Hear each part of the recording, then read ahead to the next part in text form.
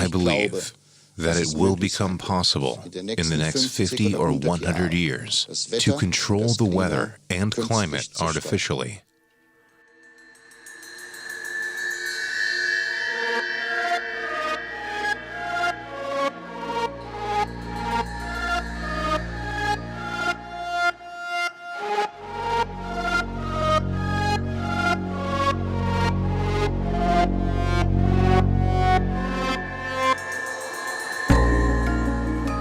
Tomorrow, the sky won't be a deep blue anymore. There will be more and more serious clouds. The contrails from airplanes will also become longer, and this indicates that warmer air is coming in from high altitudes.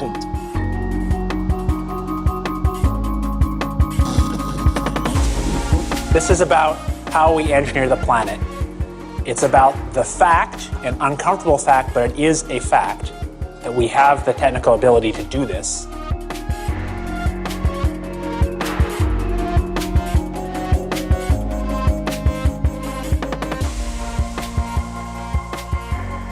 That's me, after 6 years of work on this film, over 40 interviews in 10 different countries, and thousands of hours in front of the computer. It all began in 2008, after I realized that increasingly jet trails are extensively covering the sky and the sun.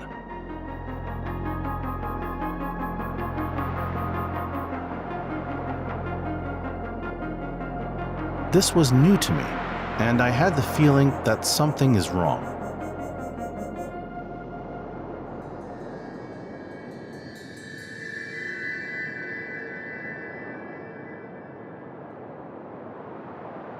Contrails form everywhere, where planes fly.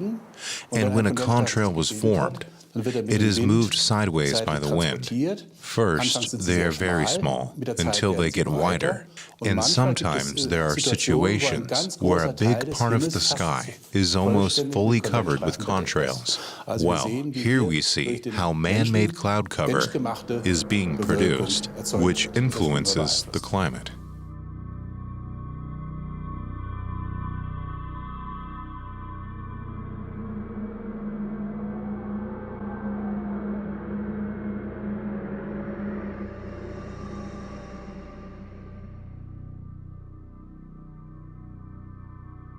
In the internet, I read that these trails are not contrails, but chemtrails. Trails of toxic chemicals, such as aluminum, barium, and strontium. Whoever's doing this should be charged with a criminal act. This could kill thousands, if not millions, of people.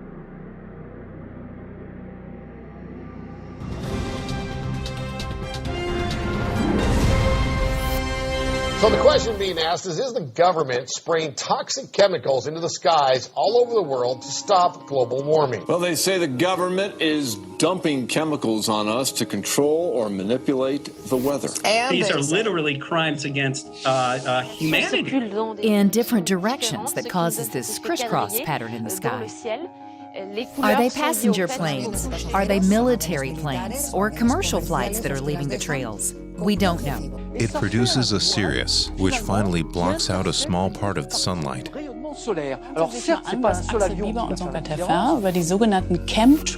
Poison. This is murder. This former FBI chief says a world government is behind the spraying. The reason, according to Ted Gunderson, they spray, and to make another round, they fly over our territory and continue to spray. Today again, there were contrails in the sky, and there are more and more people who believe that the U.S. is poisoning us, which is such a wild conspiracy. What? I hear a lot, but I have never heard about that. It is a wild conspiracy theory. Have a look. They call it chemtrails. It's complete nonsense. Chemtrails go from horizon to horizon, and they spread, and they crisscross, and they go next to one another, and pretty soon the whole sky is cloudy. And we don't know who's doing it. We don't know what it is they're putting into the sky. We think it's aluminum, barium, and strontium, but we don't know for sure. No one talks. They can't do that in the sky above us without the provincial and the federal government being aware.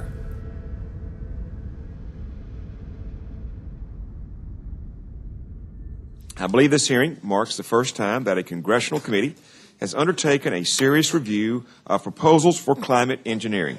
That is not surprising because this is a very complex, controversial subject that has had little formal debate in the United States.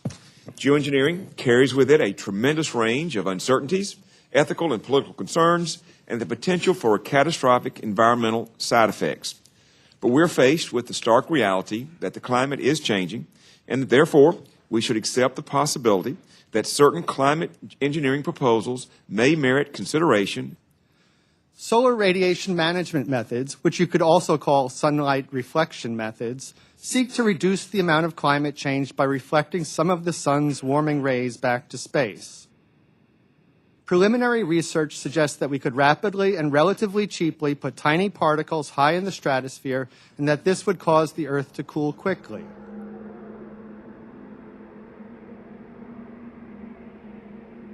We could start doing it with airplanes and then figure out cheaper ways to do it down the road, but the actual cost of doing it will probably be, a few $1 billion at most, which is tiny compared to the size of the U.S. budget. Wow. To save the climate with pollution? You have to first come up with this idea. But for chemtrail activists, this is not an idea anymore, but already a reality. My name is Dietrich Klinghardt. I am a doctor. I studied in Freiburg and wrote my dissertation on the autonomous nervous system. My main activity in the U.S., for what I am known, is my clinic that is specialized for detoxification. People from all over the world come to us with chronic diseases, and we have found that the fallout from the chemtrails is the most significant reason for the poisoning of the people and leads to a whole set of chronic diseases like autism and learning difficulties with kids, and with adults, the whole diseases of the nervous system, MS, ALS, Parkinson's, neuropathies, and all the degenerative diseases of the brain. The fact that the aluminum content in our nervous system has increased exponentially in the last years cannot be explained by the deodorant theory or the aluminum pots theory anymore, but can only be explained by the chemtrails. Nous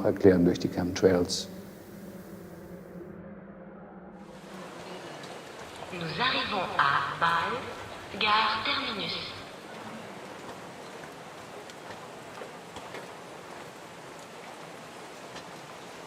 If I showed my face, I could get in trouble, because I don't know how far my airline is involved in this phenomenon. Officially, there is no duty to maintain secrecy, but we have actually something like a code saying that you don't talk about the things you see during a flight. It was on a summer morning in Scandinavia. We started with the nicest weather towards South Europe and back. The sky over Scandinavia was absolutely blue. And after takeoff towards west, we could see a big grid over the sea. And this grid was definitely not of natural origin.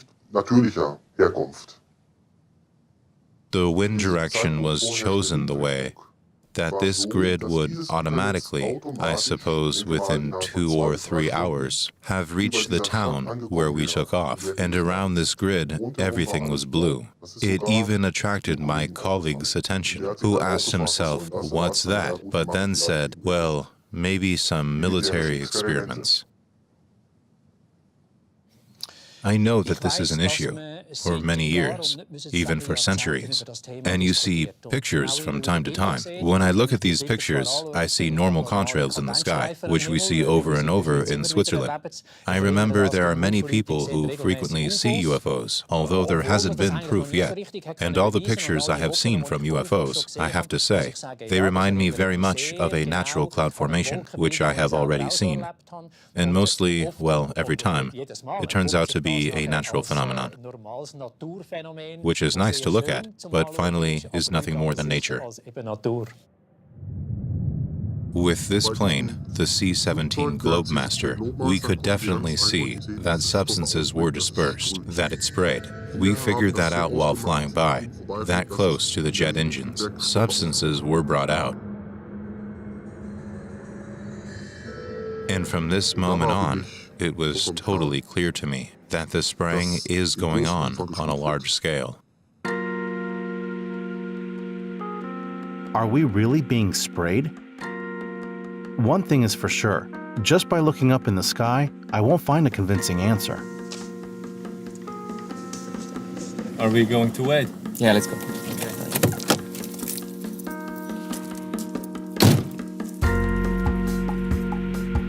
We went to meet Henry Schurch, a pioneer in skydiving, founder from Swiss Boogie, and specialized in high-altitude flights. Henry Schurch, Swiss Boogie. Mr. Honka, welcome. How are you doing? Fine, and you? Do you want to see the plane? Yes, very much.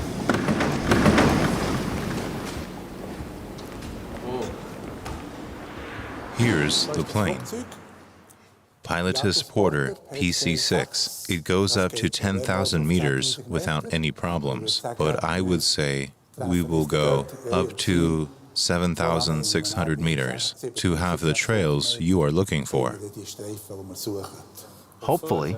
Then can we start to work? You can start to install everything, and when you are done, we can start to test. Fantastic. Thanks, Mr. Schurch. You are welcome.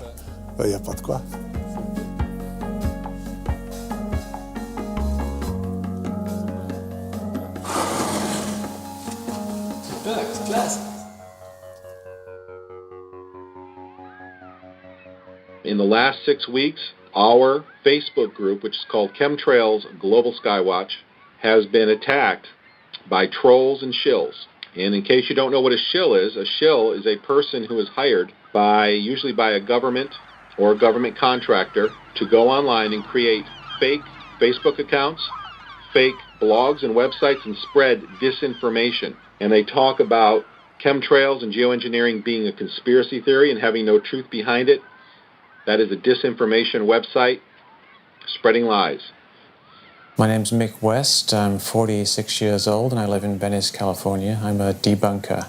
The chemtrail people seem to think that I'm some kind of government disinformation agent, so that I'm being paid to do this.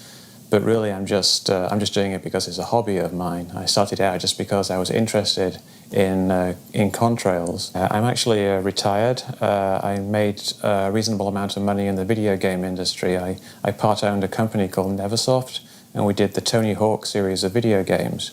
So we did very well there, and so I retired quite a few years ago, and I've just been having a lot of spare time since then, so I don't need the government to pay me. I'm just doing it because I find it fun and interesting. But I think it's becoming increasingly important to show that conspiracy theories are incorrect because they're getting in the way of dealing with real problems. There's real problems with climate change and pollution, but people aren't addressing them because they think the chemtrails are happening, and so it distracts away from real problems. So I think if I can show that chemtrails are not real, it will help more people move on and actually address these other problems.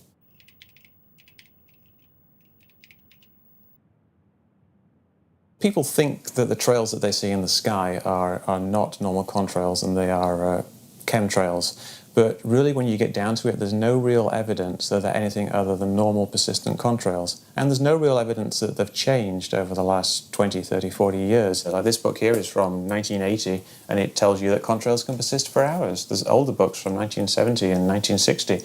They'll tell you the same thing. So I want people to look at things that are real and stop wasting time with things that are not real.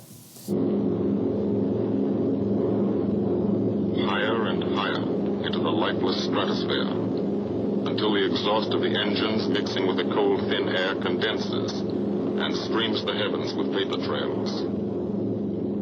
Contrails have been doing exactly the same thing since the 70s and before, and it wasn't at all unfamiliar back in the 70s. For example, in 1971, there was a congressional hearing on a new type of jet plane, and people's concerns were that it might increase contrail cover. And somebody at the hearing said, Godfrey, said he'd seen on hunting trips to the Colorado Rocky Mountains blue skies clouded over by jet contrails by 9:30 in the morning. And this was in 1971. However, someone else on the committee, a Senator Allott, said he'd lived in Colorado all his life without ever seeing jet contrails form clouds. So it just shows that there's this completely different perception depending on whether you're actually paying attention or not. Given the correct atmospheric conditions, jet aircraft in high frequency can almost completely cover the atmosphere, visible atmosphere, with clouds. So this shows that contrails have been doing exactly the same thing since the 70s and before, and there's no real evidence that they've changed over the last 20, 30, 40 years. All that's happened is there's a lot more of them now for a variety of reasons, but mostly because there's more traffic. Flight traffic doubled in the last 15 years.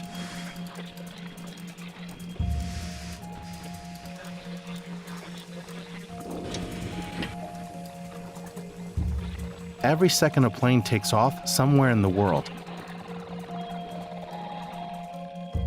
11,500 liters of jet fuel is consumed by worldwide aviation per second.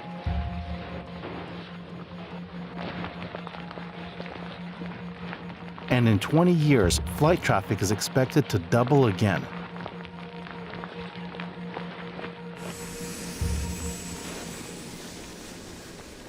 So what you see here in March 2009 is a spiral contrail that's been made by an AWACS aircraft over here in the North Sea. This is entirely man-made cloud covers that covers a greater part of the UK. We have the first experimental indication that we can really prove that flight traffic changes the serious cloud cover measurably. 2011, I read in the biggest Swiss newspaper, contrails are real climate killers. A study from the German Aerospace Center found out that man-made cloud cover by flight traffic has a bigger impact on global warming in one single year than all of the CO2 emitted since the beginning of aviation.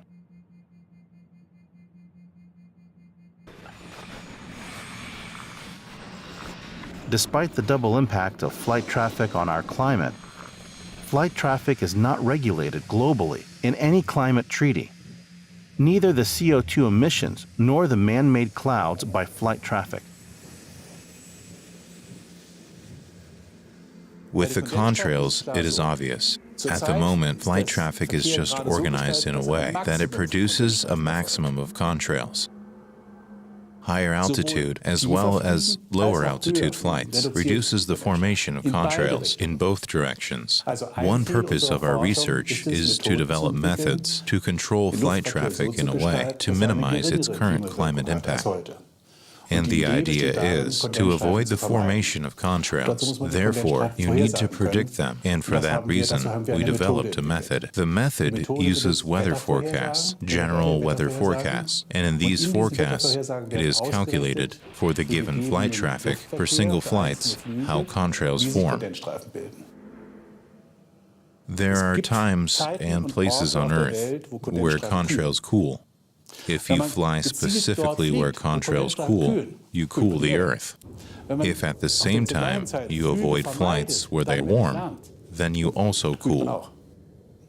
That's not geoengineering, since we don't want to solve the whole climate problem with flight traffic. But with changes in flight traffic, we want to reduce its climate effect. That's a different ethical situation. We don't change the world, but flight traffic.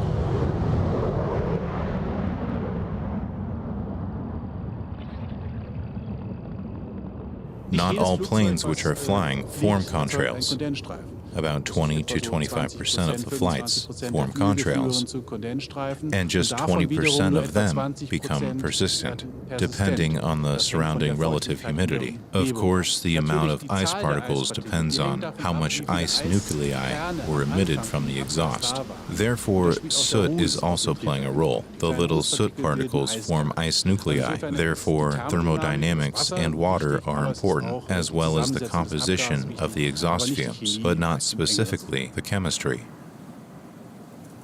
If you look closely, you can see that the contrail, this particular contrail right here, initially formed, but it's very thin. Well, you had it very thick in this part here. Well, see, it didn't last very long there. It dissipated immediately because that air was sinking. So it temporarily reached that saturation point, and as the air sank, it dried out, it got a little bit warmer, and it was no longer saturated, and the particles evaporated and did not grow. And that's why we don't see the line. And that's why you don't see the line. There's really no magic. Nobody's pressing a sprayer and turning things on and off. It's just nature's way of telling us that the air is sinking up there, or it's drier. So it's really based on a misunderstanding of what contrails are. People think that contrails disappear quickly, but really it depends upon the atmospheric conditions, and people just aren't aware of that. They just haven't paid attention to it before, and now they do, and they find something suspicious. But really, if you look into it, there isn't really anything there.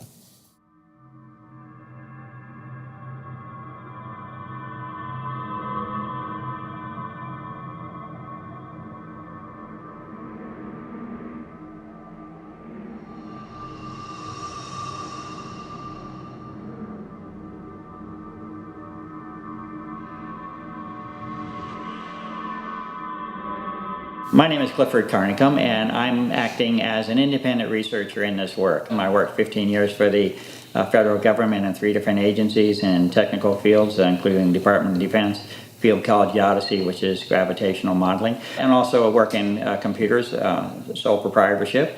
And for the last 15 years of my life, I basically am an independent researcher acting in the public interest. This is why I'm doing the work. It's at one level, it's no simpler than if you knew that you had pollution. If you want to take this on the simplest argument, of which there are much more deeper and complex arguments, but if you wanted to take it at the simplest level possible and ask yourself, is it all right for you to have the deliberate and systematic introduction of massive amounts of pollution into your atmosphere without your consent and without proper disclosure? Is that acceptable to you? Is that acceptable to your children? John Brandt. Good morning, Mr. Brandt. Wow, this is Amanda from Virginia. Hi, how are you? Hi, I've been trying to get a hold of you for months now. You guys are covering up chemtrails.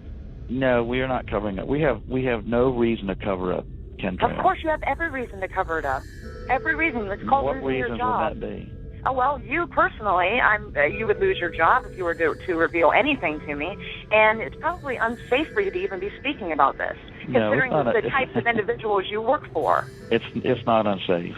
It is unsafe. There's no problem with us talking on, you're a citizen, you're making a complaint. Oh, Lord, have mercy on myself. It's a complaint in an area that we don't have authority to regulate. One of the main questions that we will face in dealing with this issue is whether or not there is full disclosure or not, whether or not it is intended that the public receives the information on this subject. And the facts are that the public is not to receive the information openly. If you have a covert operation, a cover for that operation will be provided. That's the nature of a covert operation. All of the evidence indicates that it is very much a covert operation of the greatest scale that has ever been exercised on this planet and really in the history of humanity as far as I know. Literally the atmosphere of the planet has been altered, and it's a deliberate alteration of the atmosphere.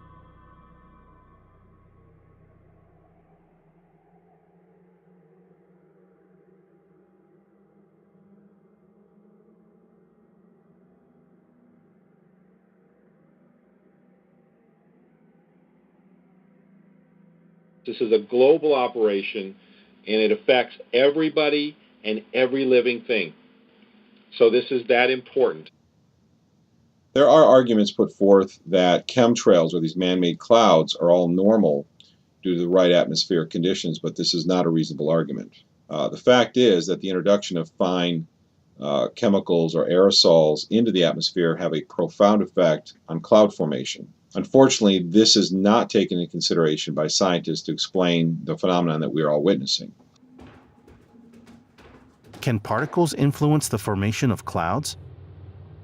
I went to Geneva to visit CERN, where scientists study how particles and radiation influence the formation of clouds.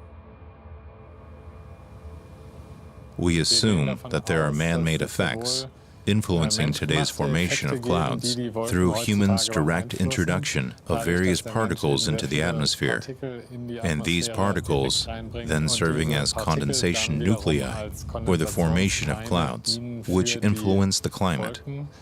Because the properties of clouds, how long they persist, and how much sunlight they reflect, that changes, depending on how much additional man-made aerosols are put into the air.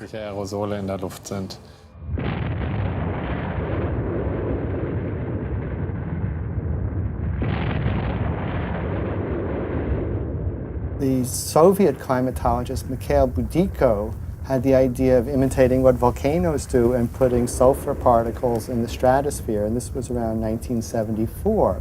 Then that was pretty much left on the table until the late 1980s, when Edward Teller and his colleagues started introducing various geoengineering ideas. Now, Edward Teller is known as the father of the hydrogen bomb and one of the chief architects of the Star Wars missile defense system in the 1980s. I wanted to work on theoretical physics, not on weapons, until the day I heard President Roosevelt speak. And he said that if scientists in the free countries won't work on weapons, freedom will not survive. And I had the irrational, strange, but powerful feeling that he was talking to me. That is when I made up my mind, and I have not changed it since. Teller said, we'll never cooperate to reduce greenhouse gas emissions. So he designed a whole bunch of sophisticated particles that could be put in the stratosphere or could block some sunlight. And he was looking at ways both to cool the Earth and to warm the Earth. And so this, and so this tradition of these geoengineering proposals coming out of the secretive, nefarious military-industrial complex has given, let's just say, a public relations challenge to these options. The chemtrail speculations are based on a patent from 1991 to reduce global warming. The particle seeding should be done at an altitude on the order of 10 kilometers. The particles may be seeded by dispersal from seeding aircraft. One technique may be via the jet fuel.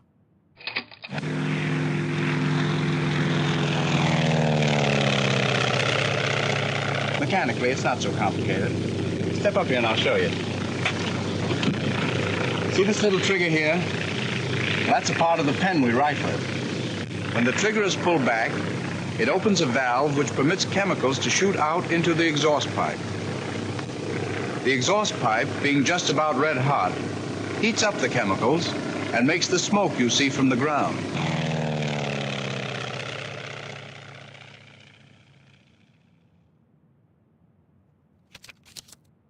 In 1992, the National Academy of Sciences recommended various geoengineering methods to fight global warming. One proposed method to reflect sunlight was to maintain a cloud of dust in the lower stratosphere by the use of aircraft.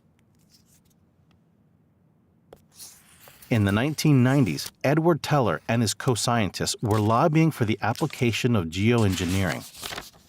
He argued that the cost for geoengineering would only constitute 1% of what greenhouse gas reduction would cost. In 2001, Edward Teller's geoengineering methods were mentioned in the IPCC World Climate Report. By reflecting 2% of the sunlight, we could emit twice as much CO2 till 2050. 5 years later, Nobel Prize laureate Paul Crutzen reintroduced the old concept of saturating the stratosphere with sulfates in order to cool the planet. From then on, geoengineering was no longer a taboo in science. In 2009, the Royal Society published a report on geoengineering. The foreword states that if CO2 reductions achieve too little too late, then there will surely be pressure to consider a Plan B to counteract the climate effects of greenhouse gas emissions by geoengineering.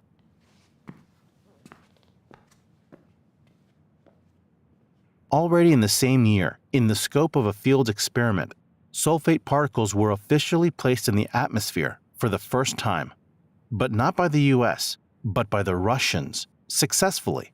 The experiment showed that the technology works. According to the German Federal Office of the Environment, further research projects for geoengineering are expected, even large-scale experiments. You ever look at those planes up there? They have contrails behind them. Maybe all those planes with the contrails, maybe they're actually spraying chemicals into the atmosphere right now, and Uncle Sam isn't telling us. Seems extremely unlikely. That the United States is not telling something to its citizens? That seems extremely likely to me. Read the newspaper. I think they might have your idea already. Dr. Mister, thank you so much.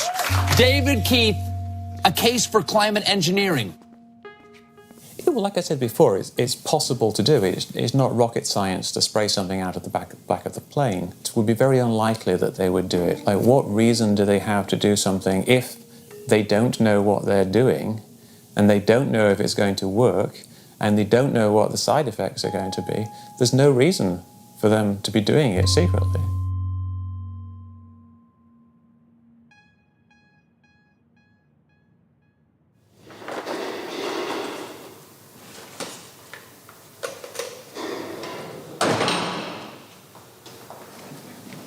Hi. Hi, Eve. Hello, Mathis. How are you?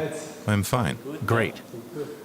You brought the filter holder and the filters, didn't you? Exactly. They are in here. Here we have the two filters. One is the blind sample, and the other is the one which the air will pass through. Okay, no air will pass through this filter? Correct. This will also go all the way up. It will be placed in the plane and be flown, but no air will be passing through it to see what is really in the air. The filters are already mounted in the lab. We place them in the holders. In between here, they are hermetically sealed. The air will be absorbed here. Great. Then we have to put it right here. Exactly. The tube is cold resistant, down to minus 60 degrees. That shouldn't be a problem. Here's the pump that absorbs the air. And here is a flow meter that shows us exactly how large the air intake is. And here we have the energy supply, since we don't have a 230-volt plug in the plane. So I can put the plug into the inverter and link it to the car batteries, and then we'll be fine. Great. That looks good. Then I propose that we move the equipment aboard the plane.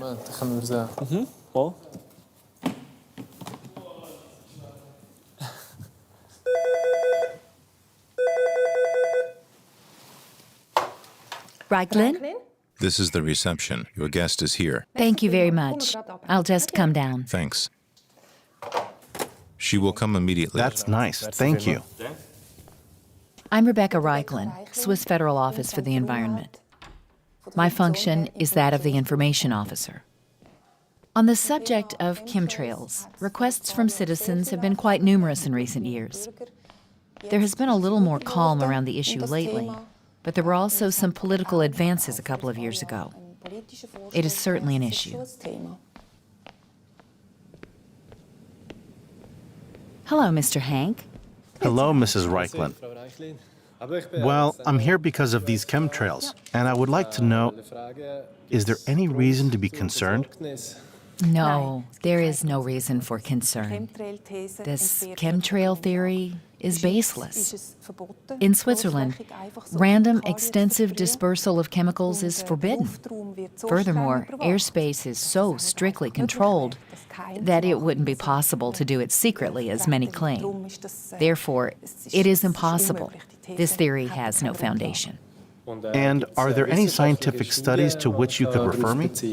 No, there are no scientific studies on the subject, due to the fact that there is no foundation. There's no reason for an investigation either. The German Federal Office for the Environment made a fact sheet that was published in the internet, where they came to the same conclusion as we did. The German Aerospace Center has been undertaking measurements for years where they measure the air quality, and the results also show that there is nothing.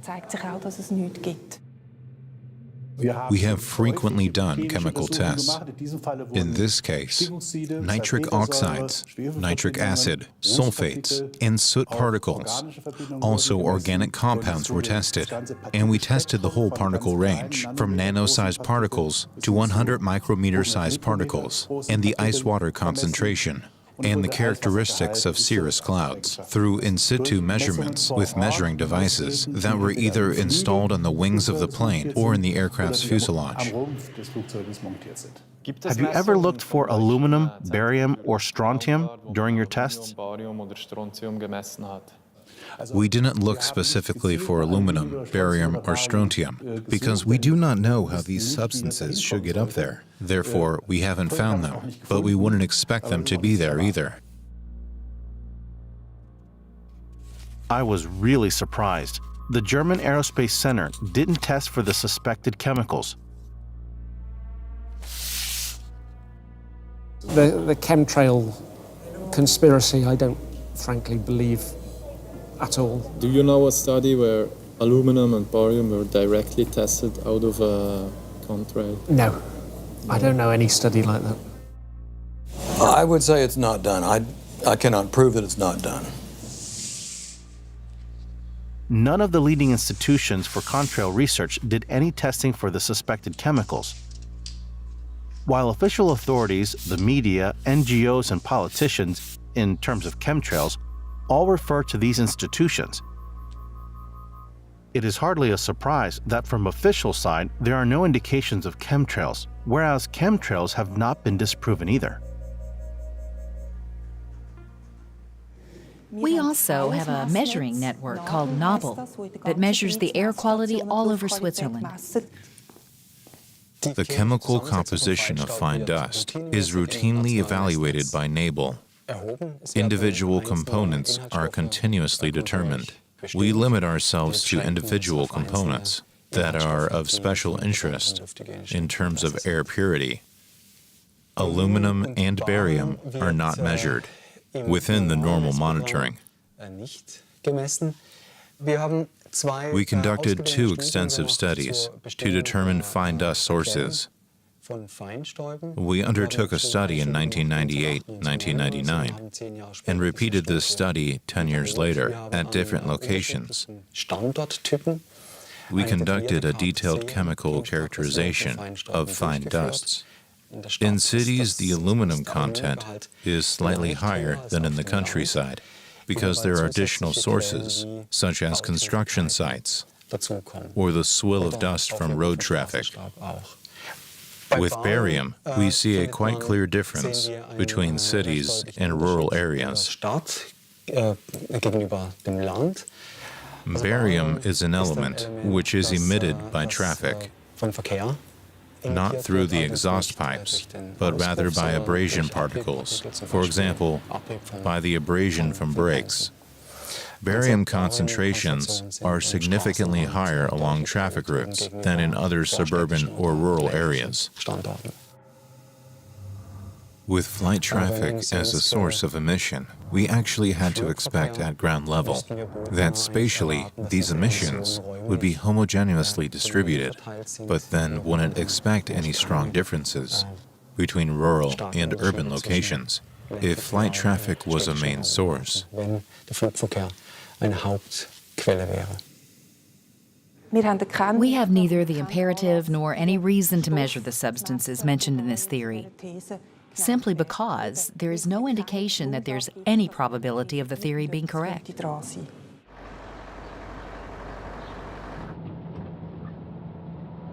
I visited several cities in Germany to do educational work on HARP and chemtrails, and finally, together with activists from saubererhimmel.de, we started a protest by putting a 16-square-meter banner posing the question, why Greenpeace is not active against depleted munition, HARP, and chemtrails. We have asked meteorologists and leading experts in these fields about chemtrails, and there was a consensus that they do not exist, that they are typical contrails. We didn't conduct our own measurements. We discussed it with experts, and there was a clear tendency that if there are new results or data, we are willing to consider them. It shouldn't be that the media, politicians, the military, and also environmental groups don't do their own investigation, but blindly trust scientists who do not test for the suspected chemicals. That doesn't make any sense.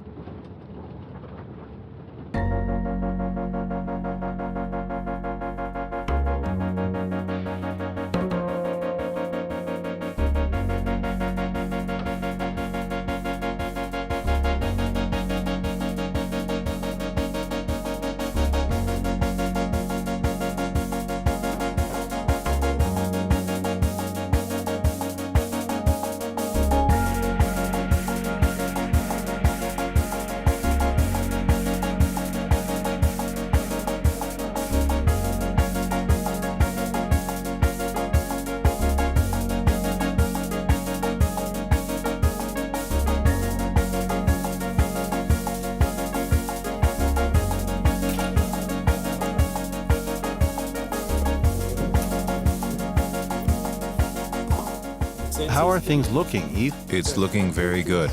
This filter is mounted. Cool. Yeah, it's fixed. And after the flight, we can easily dismantle it, put it into a bag, and then I can take it back to the lab, where we can analyze it. Perfect. Because someone has a patent, we're going to go out and ask someone to spend thousands, maybe millions of dollars on an aircraft program to go search for aluminum. No, it just doesn't make any sense. I've interacted with chemtrail believers since about 1999, and I believe this coincided with an experiment we had in 1996 called Success. One of the things we were looking for was to fly through contrails to study the ice crystals formed in the contrails and see how they change with time as the contrail grows. We realized then that, yeah, there's a lot of spreading going on from these contrails. We weren't spraying anything. We were just flying these aircraft to do a study. And for this experiment that I mentioned, the oval contrail, that was, the plane went back and sampled its own contrail. You know, just ice crystals. It's not anything, and they found it just like cirrus clouds. So it was not a thing. It just so happened that the next year this chemtrail phenomenon just went ballistic. Maybe it went ballistic because the researchers in this project indeed found higher concentrations of aluminum in the contrails and in aircraft exhaust.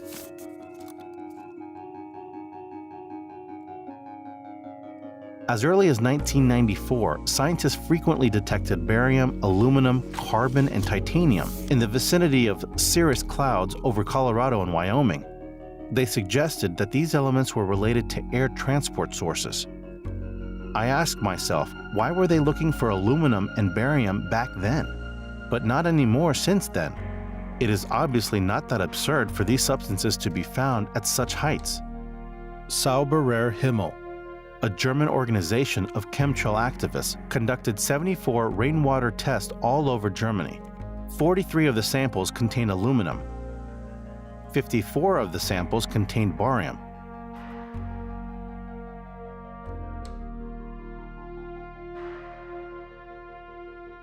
For me, as a scientist, it is important to measure, and the only measurement that is relevant for me is the assessment of human beings. How can we show that all of us are being poisoned by aluminum and are being poisoned every day? So we experience difficulties, first in the USA. Many laboratories received letters from the FDA telling them not to test for aluminum anymore. This was already an indication. It happened 3 to 4 years ago. And then the aluminum, which we breathe in, is nano-sized, which means that these are tiny particles, which cannot be measured with ordinary laboratory methods. And therefore, we didn't realize the severity for a long time. Because of the limited laboratory methods, it didn't show up in hair analyses, or in blood or serum analyses, until we came across a new method called apheresis. Apheresis is a blood cleaning method whereby all the blood is led through a filter system, and all pollutants in the blood are filtered out. And when nano-sized particles get close to the filter, they contract and form lumps and can then be shown with ordinary measurement methods.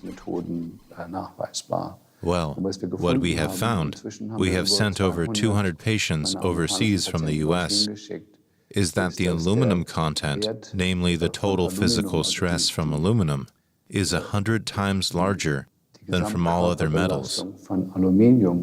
Das mehr als das 100-fache höher ist als das von allen anderen Metallen.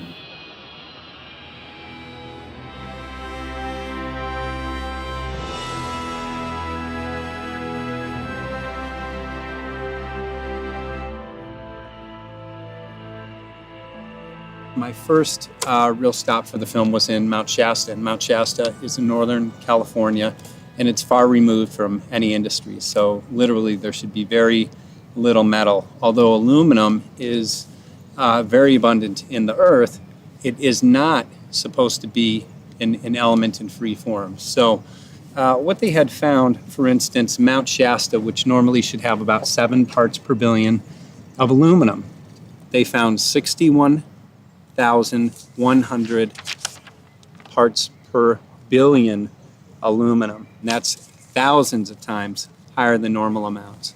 It's no proof that the aluminum comes from these jet contrails. What can you say about that?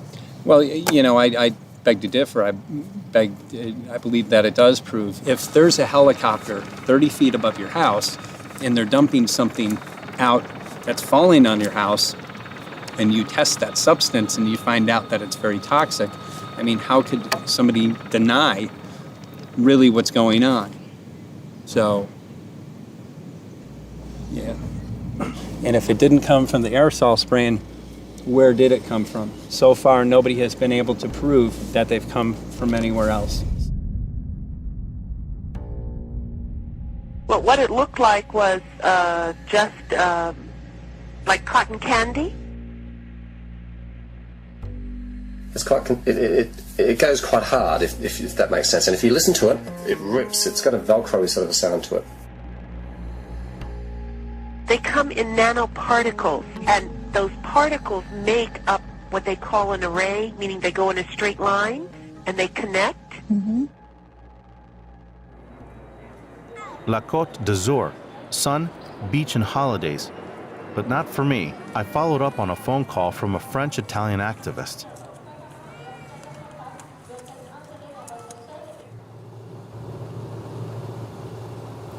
I think it is the duty of the authorities to give us answers, because we are doing the job that should be done by the authorities.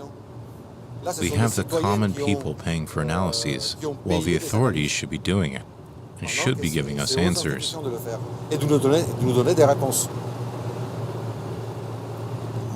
So far we have analyses from the rain, from the soil, but how to make the link to the planes? Therefore, what Bernhard gives us is exceptional. My name is Bernhard Tellies. I'm now a 70-year-old man, and I'm specialized in inorganic chemistry. In 1991, I created this company called Analytica with the hope of doing something for the protection of our environment. At the end of last year, in 2012, I received a call from a lady by the name of Evelyn Dumas, who lives in the center of France. And she told me an incredible story of filaments falling from the sky. I was a little surprised and doubtful, but I said yes. If you send me the filaments in sufficient quantity, I can try to analyze them. And the whole adventure began.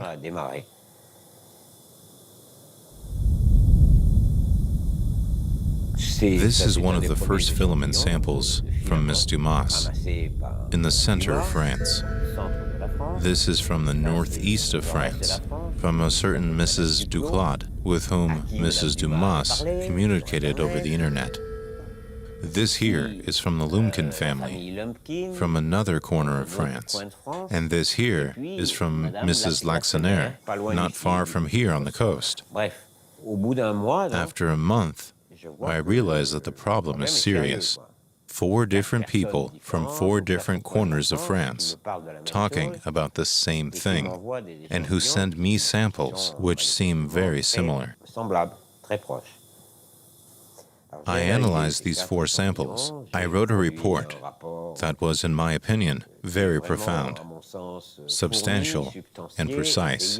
I still have some samples, and I'm willing to share them with my peers. I discovered that all contained a category of compounds known as phthalates.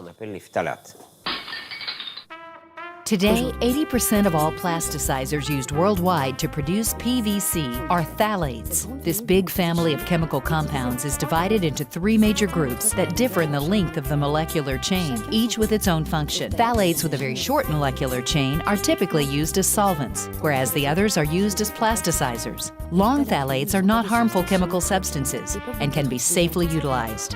Short phthalates are classified as toxic to reproduction, and its reutilization is strictly controlled. Phthalates do not dissolve. They fall from the sky on the ground, where they should not be.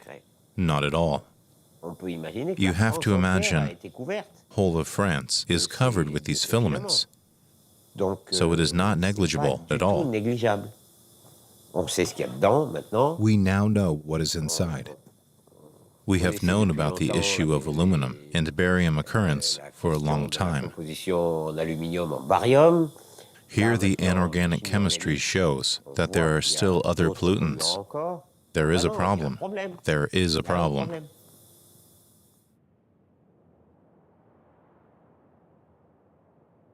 The actual work is much more serious than we'd like to admit, because it indicates that the general population is subject to this. There are a host of serious health issues that are implicated most directly with the research.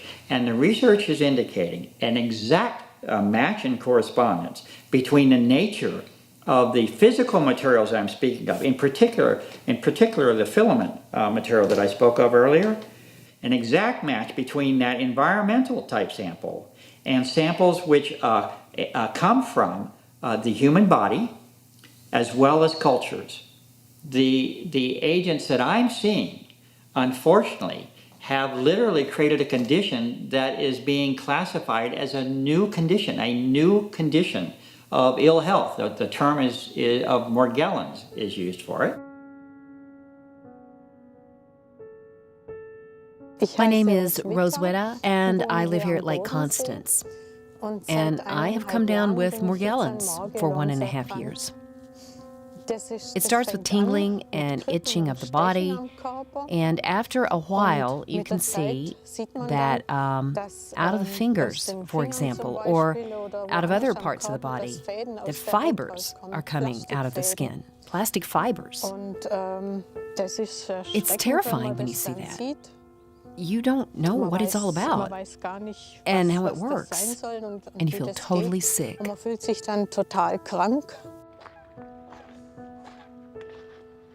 The doctors always say that it doesn't exist, that you're crazy, and discount it as a delusional parasitosis and send you to the psychiatrist. You stand there not knowing what to do. You get sicker and sicker. It gets worse, but no doctor is doing anything, is investigating, or is helping. We have analyzed the fibers in the early phases, when it first becomes apparent and known in literature. They are protein fibers or substances. Earlier it was assumed that they were parasites, but we didn't find any DNA in them, a sign that it is something organic.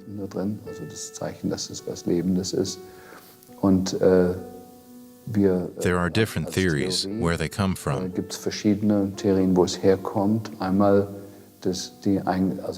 The fallout from the chemtrails consists of plastic nanoparticles, which are coated with aluminum, titanium, and barium. We know this because we had it analyzed in a nanolab. Every environmental authority could spend their money on that and make the identical assessment for about 10,000 euros. We suppose that the inhaled plastic particles are the cause of the Morgellons disease.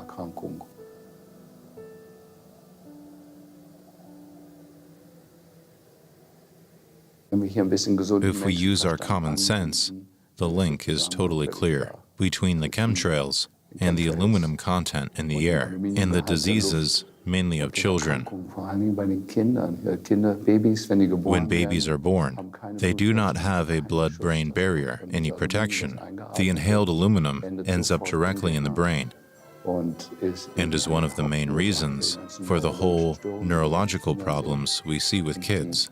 The number of children with neurological problems is rising exponentially in a clear correlation with the spraying in the sky. There is a lot of circumstantial evidence, but it would be relatively cheap if any government agency just flew behind the planes and collected the air. But so far, it is left to individuals like us to spend their own resources on providing the evidence, and that's a scandal. We do not have the slightest indications that chemtrails are real. There are only statements based on fantasy, and there's no point in following up on such statements. Putting all speculations aside, I finally wanted a convincing answer.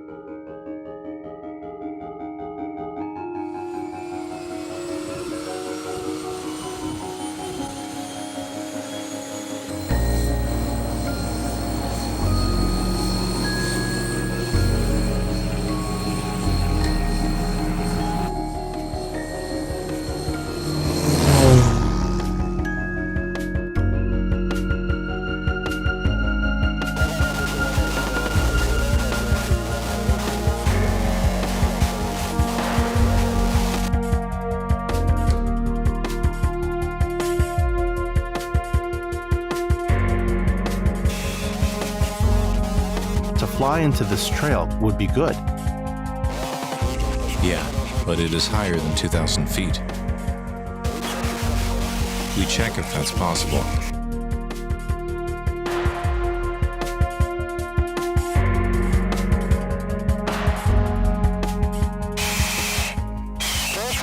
Can you hear me back there? Do you feel comfortable?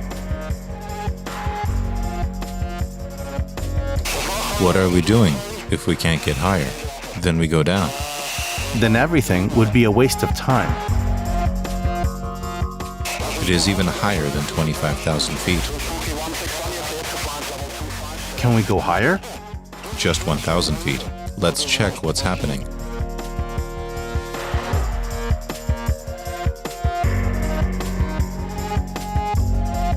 Here is nothing. We have to take a decision.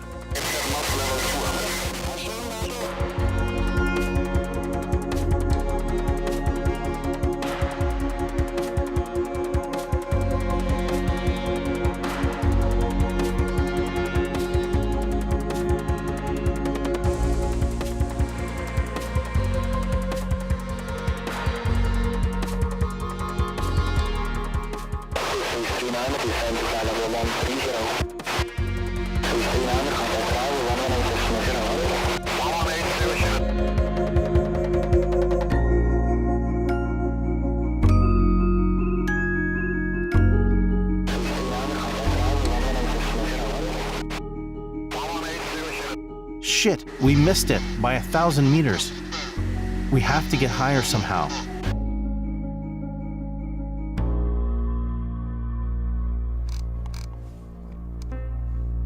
Spraying chemicals into the atmosphere could lead to drought, to floods, to ozone depletion, to vanishing blue skies and less solar power, to environmental consequences, and to the military use of the technology. But it might also save the planet. The Princeton mathematician Johnny von Neumann, in an article called Can We Survive Technology, wrote that climate control through managing solar radiation was not necessarily a rational undertaking. In his opinion, climate control could alter the entire globe, shatter the existing political order, merge each nation's affairs with those of every other, and lend itself to forms of warfare as yet unimagined. He compared climate control to the threat of nuclear proliferation. But if a powerful country decides our national interest is at stake and it's an existential issue for our country, so we need to do this, so we're going to do this. Our war on terror begins with Al-Qaeda, but it does not end there.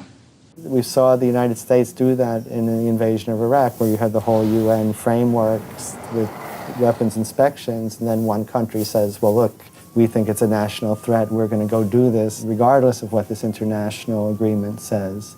And I think the same problem will arise again with these geoengineering options.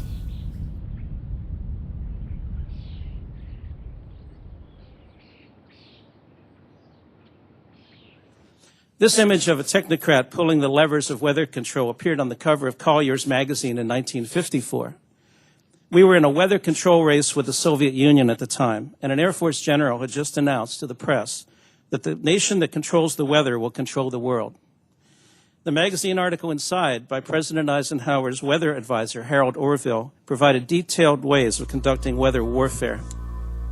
The first documented applications of weather warfare was during the Vietnam War, using very old-fashioned methods of cloud seeding to disrupt the supply routes of the Viet Cong. As a result of the international uproar over Project Popeye, on the 10th of December 1976, the United Nations passed General Assembly Resolution 3172. It explicitly banned the use of weather modification in warfare. The weather wars were over, at least temporarily. Now, the fact that there was an international agreement is an acknowledgement that the weapon systems actually exist. The US Air Force, in a document entitled Owning the Weather in 2025, states in no uncertain terms, in 2025, US aerospace forces can own the weather. Weather modification offers the warfighter a wide range of possible options to defeat or coerce an adversary. The intervention could be designed to modify the weather in a number of ways, such as influencing clouds and precipitation, storm intensity, climate, space, or fog. With few exceptions, they involve infusing either energy or chemicals into the meteorological process in the right way at the right place and time. So we know that nuclear weapons exist. We are informed as to the destructive capabilities of nuclear weapons. But when the issue of environmental modification techniques is raised, public opinion is totally unaware that these weapon systems actually exist. They don't know that they exist. Okay, and they're not being discussed. They're not being discussed in the universities. They're not being discussed by the media, and the extent to which they can actually undermine human life on planet Earth is not addressed. We now have HAARP, and HAARP has the capabilities of modifying selectively weather patterns in different parts of the world, floods, hurricanes, earthquakes, and so on. Again, no actual evidence in the public domain of these techniques having been used against an enemy or either for defensive or offensive purposes.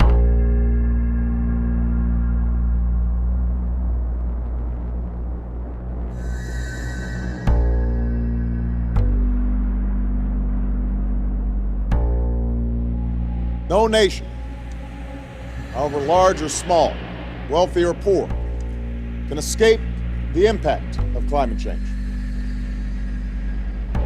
Rising sea levels threaten every coastline.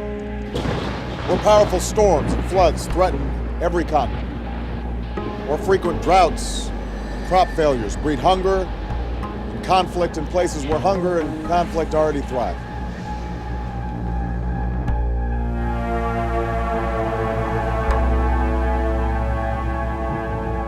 The security and stability of each nation and all peoples, our prosperity, our health, and our safety are in jeopardy.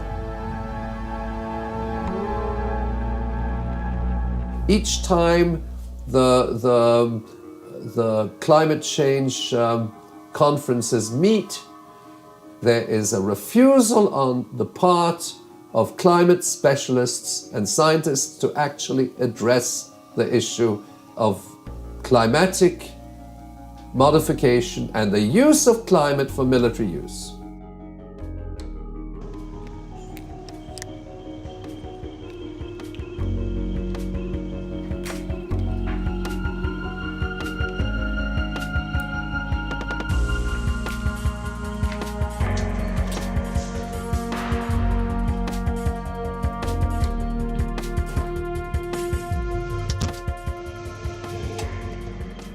We can discern that in the sample of air where we collected the 14 liters, there is a signal of barium, which is 10 times higher than the blank value.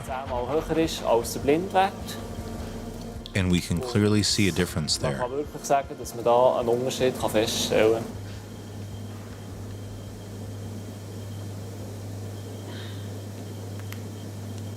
In the 14 liters of air, we detected 8 micrograms, which was in that filter. And if you calculate that, then you are approximately at 5 micrograms per cubic meter.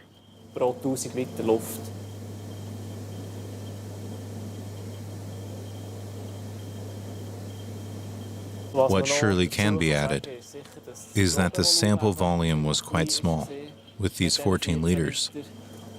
And to confirm this result, which I think should be possible, we would need to take a bigger sample, to be at around 50 liters, and then chances are very good of confirming this result.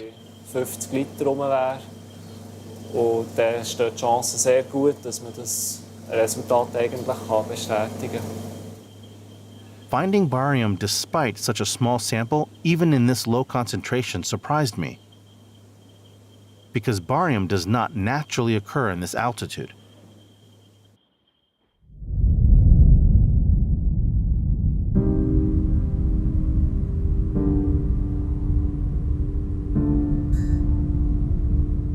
They're using planes, they're using aluminum, and they're using barium. And it's time that we stand up and stop this experiment.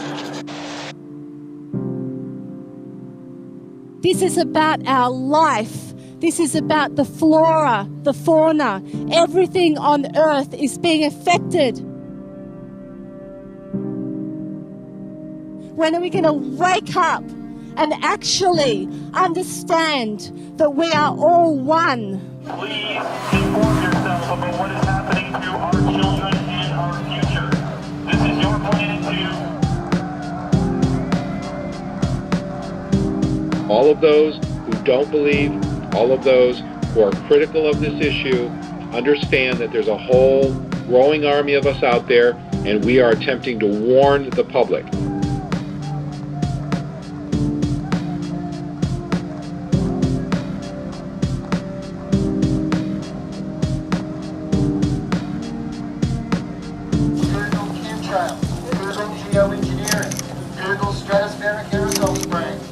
typical solar radiation management.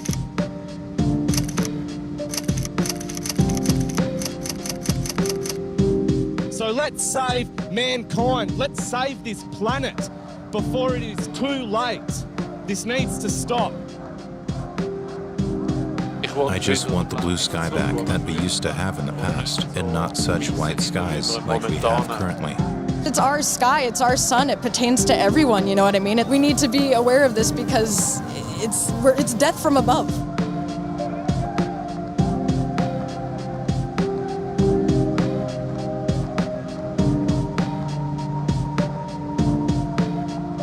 Hopefully we'll be able to raise awareness of the chemtrails just that little bit more.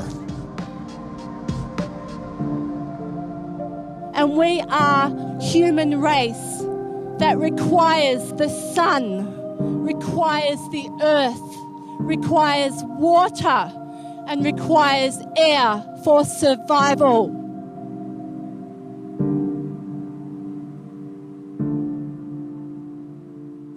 I welcome you here in the EU Parliament as a representative of the European Green Party, in my case as a representative of the German Green Party.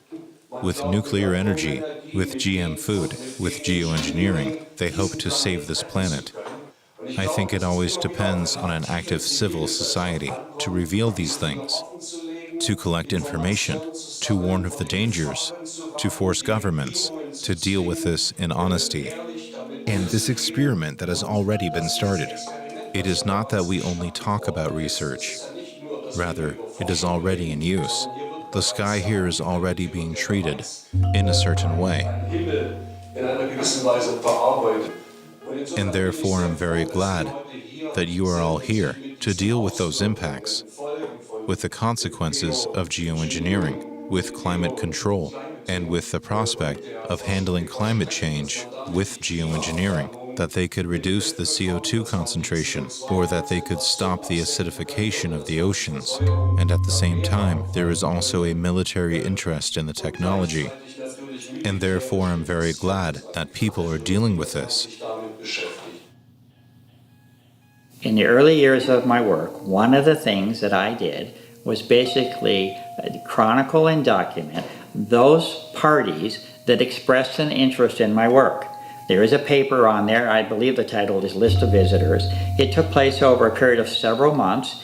It took place before certain security measures and firewalls have been put in place since then to basically protect that flow of information. There is a clear, documented interest at the highest level of government, congressional, on down, Pentagon, on down through all defense contractors, all health organizations, as well as media organizations, that they do and have demonstrated an interest in the work, a rather serious interest in the work, it appears. The contradiction is that if any or all of these same entities are approached in a public fashion to address the issue, then there is no issue, is what we hear, and that everything is perfectly normal. And there is no interest, and there is no attention that needs to be devoted to the subject.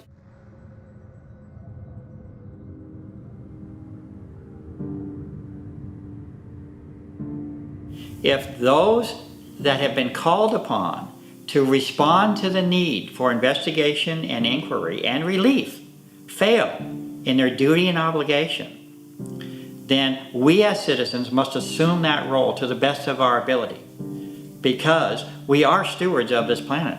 We don't own this planet. We must care for this planet.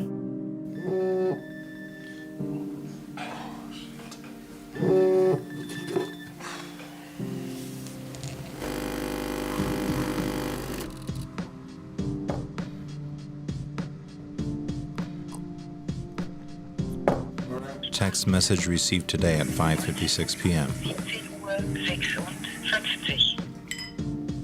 Matt, here it is. I just want to tell you that we got the permission to fly at any altitude.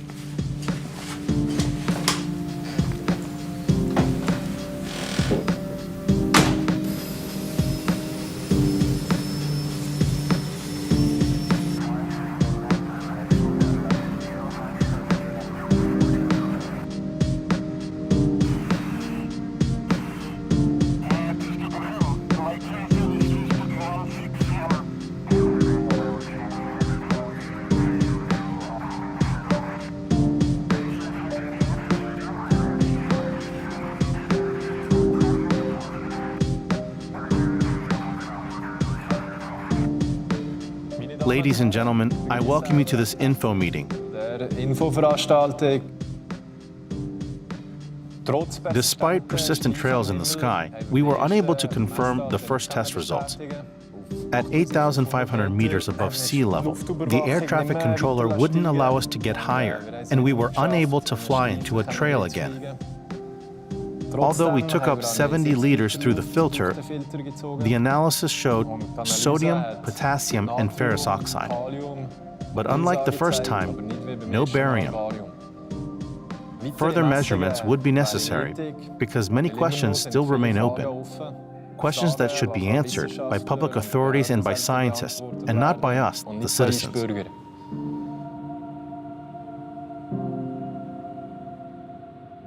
What we know is that the phenomenon is real, and the question is, do we still want a man-made covered sky on allegedly sunny days? As for myself, not for a moment more. Therefore, I think it is time for an official and independent scientific investigation.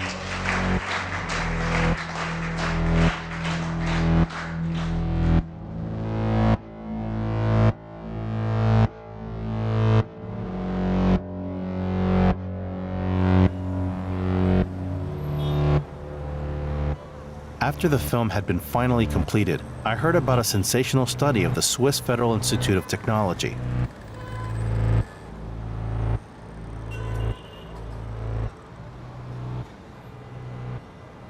My name is Ulrich Lohmann. I'm a professor for atmospheric physics here at the Swiss Federal Institute of Technology, and my special field is clouds.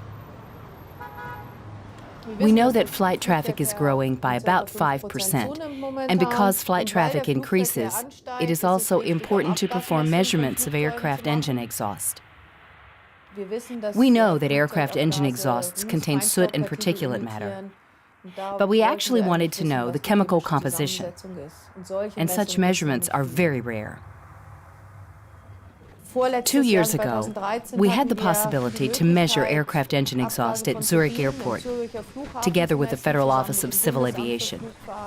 And there, we could basically measure the chemical composition of aircraft engine exhaust from certain turbines. And what we found were mainly soot particulates, pure carbon that is also emitted by cars. But we also found metals. In the aircraft engine exhaust, we detected 16 different metals. Among others, we also found aluminum and barium. And as I said, they come from the kerosene, from engine lubricant oil, and aluminum can also come from the turbines.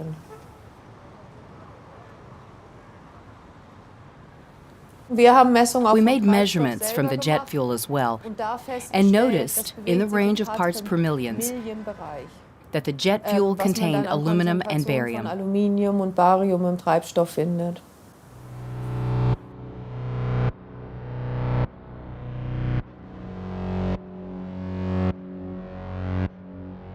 Aluminum and barium in the jet fuel?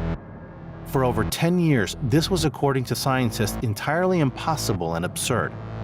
And now it seems that these toxic substances are really dispersed into the atmosphere without any regulations.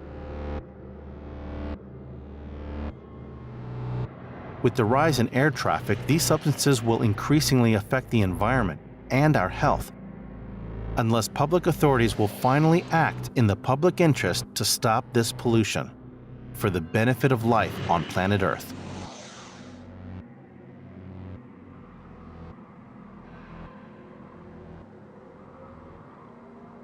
It is in any case urgent to regulate aircraft engine exhaust.